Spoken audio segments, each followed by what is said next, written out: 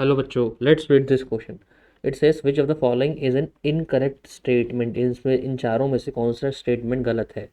पहला बोला है mass is a measure of inertia of body. बिल्कुल सही बात है। जितना ज़्यादा मास होता है उतना ही ज़्यादा इनर्शिया होता है। राइट। तो मास से आप बॉडी का इनर्शिया मेजर कर सकते हो, मतलब दोनों प्रोपोर्शनल होते हैं।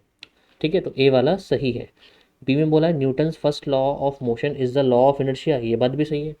जो इनर्शिया है उसके वो जो इनेबिलिटी होती है किसी बॉडी की, राइट, मूव करने की, वो हमें न्यूटन्स फर्स्ट लॉ से तो मिला है। तो न्यूटन फर्स्ट लॉ को हम लॉ ऑफ इनर्शिया भी बोलते हैं। ठीक है गाइस, तो बी वाला भी सही है।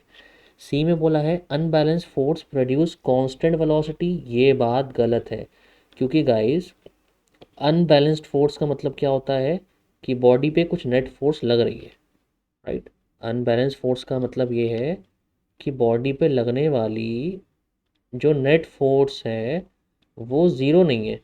अगर नेट फोर्स ज़ीरो नहीं है इसका मतलब क्या है, बॉडी जो है वो एक्सेलरेट करेगी। अगर लगने वाली नेट फोर्स ज़ीरो नहीं है मतलब अनबैलेंस्ड फोर्स है, तो बॉडी एक्सेलरेट करेगी। अगर एक्सेलरेट करेगी तो वेलोसिटी कांस्टेंट तो हो नहीं सकती।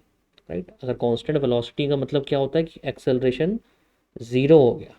कांस्टेंट वेलोसिटी का मतलब एक्सेलरेशन ज़ीरो हो गया। बट अगर नेट फोर्स लग रही है तो एक्सेलरेशन ज़ीरो नहीं हो सकता। तो सी वाला स्टेटमेंट जो है वो गलत है। ठीक है ना। So I hope you have understood it well. Good luck.